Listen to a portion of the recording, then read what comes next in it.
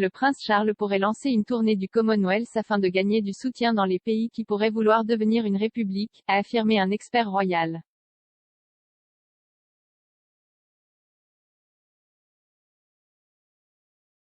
La Barbade a annoncé son intention de révoquer la reine en tant que chef de l'État en septembre 2020. En déclarant son intention de devenir une république, la gouverneure générale du pays, Dame Sandra Mason, a déclaré « Le moment est venu de laisser complètement derrière nous notre passé colonial ». Clarence House a annoncé que le prince Charles et la duchesse de Cornouailles assisteraient à la cérémonie d'assermentation du premier président du pays le 30 novembre.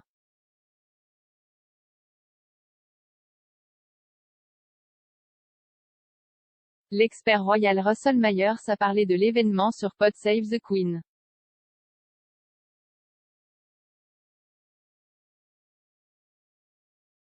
Monsieur Myers a déclaré, cela ne prendra que quelques jours, donc ce sera beaucoup de travail sur quelques jours, voir des engagements fantastiques à la Barbade, rencontrer des gens fantastiques.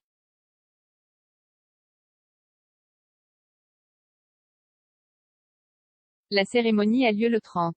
Et puis cela ouvre une nouvelle aube pour savoir s'il y aura d'autres nations à se manifester et à dire qu'elles sentent qu'elles veulent aussi devenir la République.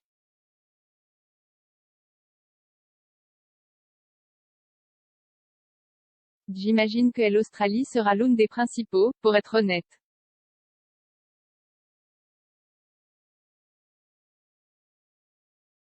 Le jour où la Barbade deviendra une république coïncidera avec le 55e anniversaire de son indépendance de la Grande-Bretagne.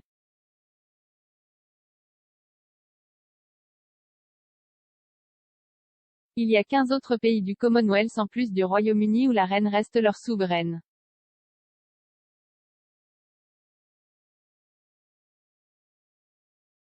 Ils comprennent le Canada, l'Australie, la Nouvelle-Zélande et la Grenade.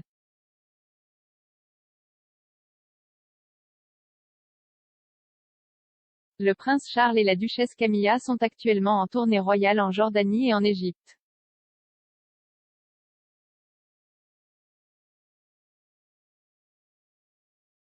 Il s'agissait de la première grande tournée à l'étranger depuis le début de la pandémie de Covid-19.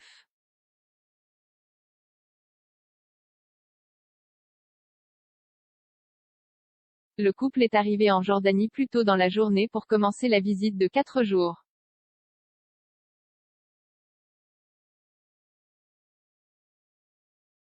Le prince Charles et Camilla ont été officiellement accueillis par le roi Abdallah II et la reine Rania au palais Al-Husseiniya.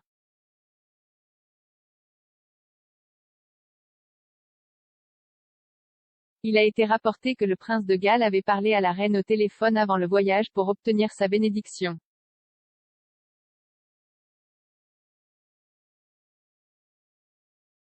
Le secrétaire privé adjoint du prince, Chris Fitzgerald, a souligné que le couple effectuerait des visites en lien avec leur propre passion.